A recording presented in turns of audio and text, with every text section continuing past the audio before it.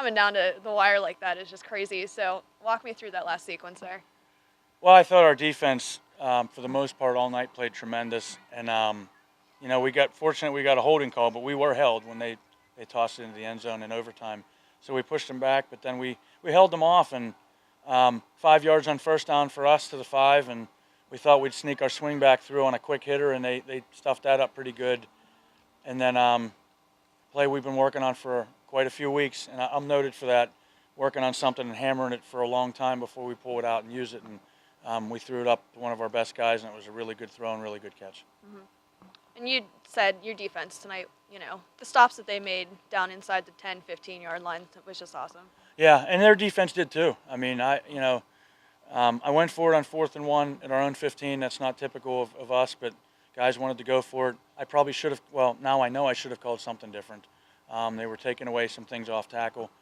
But on the flip side, our defense was outstanding. I mean, you're at the 6-inch line with that offense and that fullback, and we were able to keep them out. Yeah. It was a second down? Mm-hmm. Okay, I thought maybe it was first and goal, but yeah. Fourth, yeah, so it's just coaches had a great plan, our assistant coaches, and our kids executed. It was just an extremely physical game. I mean, they have some really strong kids, and we were able to match that, which was really a good thing. Yeah, and that's what I was going to ask you. Do you think you matched up up with them like you thought you were going to? Well, our main thing to go off of was playing them last year. We saw a couple games that they played recently. They have kids that got a lot stronger from last year, the ones that played a lot of football against us. And we have a few that did too, but they really look like they have some really strong, tough football players, especially in their front seven. And we battled. I mean, both teams battled. It was incredible. It was just an incredible football game to be a part of. And how do you think it's going to help you, going forward? It was a playoff game pretty much for you guys, so, how does it feel having that under the belt? I mean, I think they're counting on seeing us again. I mean, we both have to take care of business in the quarterfinal round. The bye week will be extremely beneficial to both teams. I know it will be for us. But I think it'll open our guys' eyes. I mean, we've had a couple games the last few weeks after the Ligonier game where we were able to do anything we wanted to do offensively, and maybe we didn't execute as extremely well as we should, but we still got a lot of yards. Tonight, that wasn't the case. I mean, they forced us into doing different things. And so I think we're going to, hopefully our guys look at this tape and say, whether we see them or not, I mean, for the next round, we have a lot of things we got to clean up. And being able to get that 2 seed and knowing that if you do see them again, it's going to be back here, how important is that? It's important. I mean, I was probably as loose for this game as I was any game this season because really, other than the sight of that semifinal game, again, if we get there, there's really nothing else to lose. It was just going to be between 2 and 3 seed. Everybody wants to stay away from Guilfoyle on their side of the bracket, but there's a lot of quality teams in Class A, and they're all button heads with people, so we got to be ready. I have no idea where it's going to shake out, but we're going to take a few days off. We're going to do some basics and really work on some timing and some fundamentals for a couple days next week, scout who we got to play, and then take it from there the following week. And just in general, how exciting is it to win a game like this with an atmosphere like this and at home especially? I think it says a lot for our kids. Our kids have won, I think now it's 20 games out of the past 23, this core group of kids.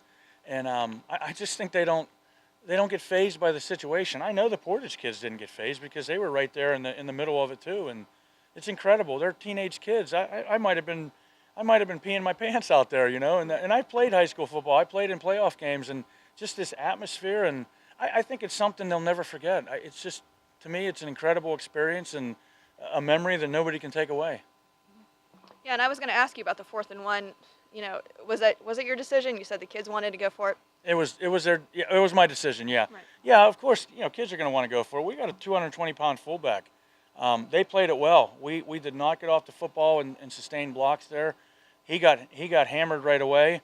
I don't blame our line. Our line was battling them, and again, their linebackers are pressing up and really being aggressive near the line of scrimmage. It was I was going to punt, but when you have that many people and a couple assistants to say, hey, heck with it, let's go for it, I should have called something else. I called the same play we had run 3 straight times.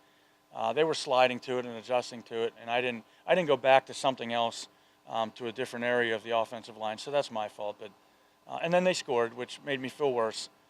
We held them out on the conversion, which was key, and then they were able to bail us all out at the end.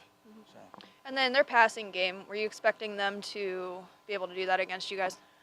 We knew that they would pass at certain times. In a couple of the games we saw, they took advantage of people crowding the line of scrimmage, like I just said about what they were doing, and they hit some key passes. Now tonight they hit a couple that were just flat out slants or short posts, and we gave the kid too much cushion. The kid put the ball in the money, and then they ran one.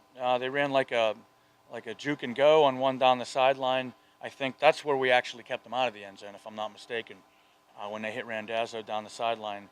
But I thought the kid was capable. We stressed way more on the run this week than the pass because that's what they're really good at. But I knew that the kid was capable, and they have a couple decent receivers. And you guys too. Your receivers tonight played great. Receivers / D-backs. I mean, the interceptions. They had a couple really nice catches for you. How's that?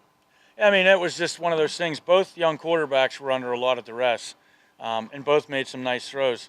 Our kid kept battling. He floated a couple up, and you can't do that against good football teams. And they made us pay. I think they took the one back to the house, and it's one of those things where it's you just got to come back and make the next play. He's a freshman, and he comes over to the sideline.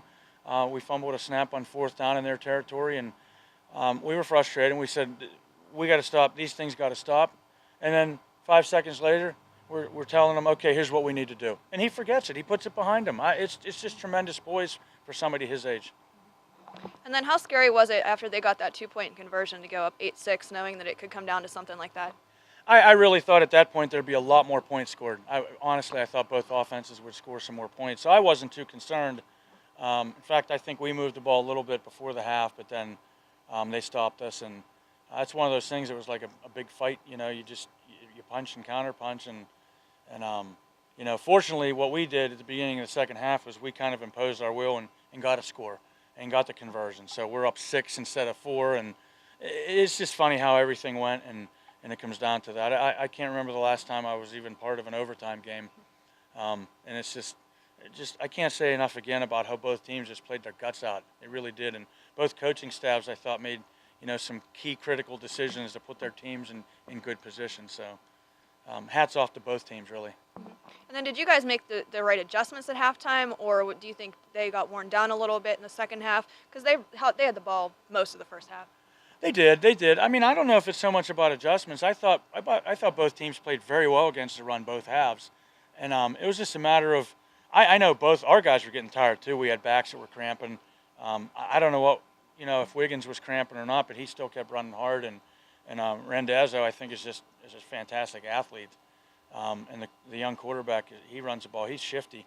So I just think both teams really stuck to their original plan and made plays. And both defenses were very physical, hard hitting. They were zeroing in on people, and that was the whole key.